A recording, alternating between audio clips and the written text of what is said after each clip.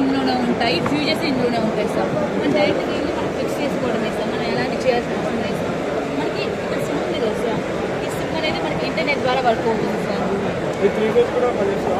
అవును సార్, ఇది 0 HP నుంచి 15 HP సింగిల్ ఫేజ్ అయినా సరే 3 ఫేజ్ అయినా సరే సార్, దేనికైనా మనకి సపోర్ట్ చేస్తుంది. మనకి యాప్ ఉంటుంది, లేకపోతే మీరు వెబ్ ద్వారా కూడా వెబ్ అప్లికేషన్ లాగిన్ చేసుకోవచ్చు సార్. మీరు మల్టీ మొబైల్స్లో కూడా దీన్ని ఆపరేట్ చేసుకోవచ్చు సార్. సో ఇక్కడ సిమ్ ఉంది కదా సార్, ఈ సిమ్లో మన ఇంటర్నెట్ ద్వారా కనెక్ట్ అవుతాం సార్.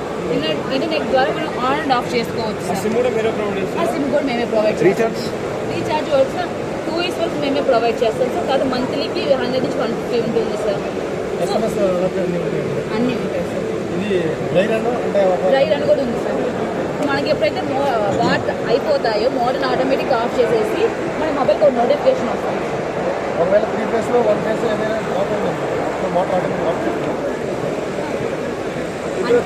ఇప్పుడు 3 ఫేజ్లో ఒక ఫేజ్ కట్ అయిపోతుంది ఆటోమేటిక్గా. 2 ఫేజ్లో మోటార్ రన్ అయిపోతుంది నార్మల్గా అయితే. ఇది 3 ఫేజ్ కన్నా యూజ్ చేయలేదు సార్ మన ఇంట్లో మోడల్స్. 3 ఫేజ్ ఇప్పుడు మనం ఇచ్చాం, 6 వైపు ఇచ్చాం. 2 ఫేజ్ కన్నా వర్క్ 3 ఫేజ్ కొంచెం 6 వైపు ఇచ్చాం. అందులో 6 వై వచ్చాయి, బి అనేది కట్ అయిపోయింది. ఎక్కడ ఫీజ్ పోయి ఏదో కంట్రోల్ కట్టి అది అయిపోయింది. అప్పుడు ఈ 2 ఫేజ్ మీద నార్మల్గా అయితే రన్ అయిపోతుంది మోటార్. దీంట్లో రన్ అయితే మోటార్ పడుతుంది.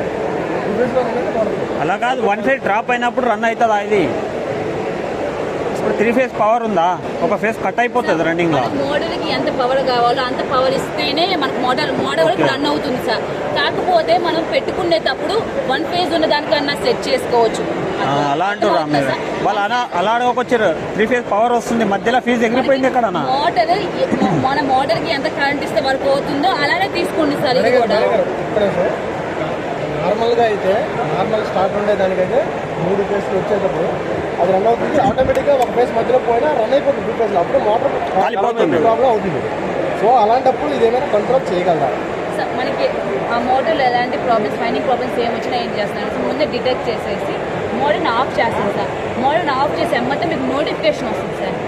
మీరు నోటిఫికేషన్ వచ్చినప్పుడు ఏం చెక్ అంటే ఏ ప్రాబ్లం మీరు చెక్ చేసుకోండి. బేసికల్లీ లిమిట్ సెట్ చేసుకోండి సార్.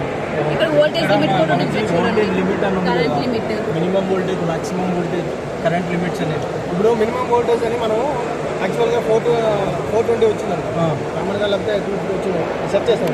బీపీఎస్లో ఈక్వల్గా రావు, కొన్ని అప్ డౌన్ ఆఫ్ చేస్తే ఇబ్బంది అయిపోతుంది. ఫ్లక్చువేట్ అయినప్పుడు సార్ ఇది మోడల్ ఆఫ్ చేసి మనము మన మొబైల్కి నోటిఫికేషన్ ఇస్తుంది సార్. ఆటోమేటిక్ ఆఫ్ చేసి అర్థం కాలేదు. వస్తారు ఎట్లా 100% రన్ అవ్వాలి. Mobile operating mobile app single phase కూడా 1 HP ఆఫ్ HP ఇది 0.5 HP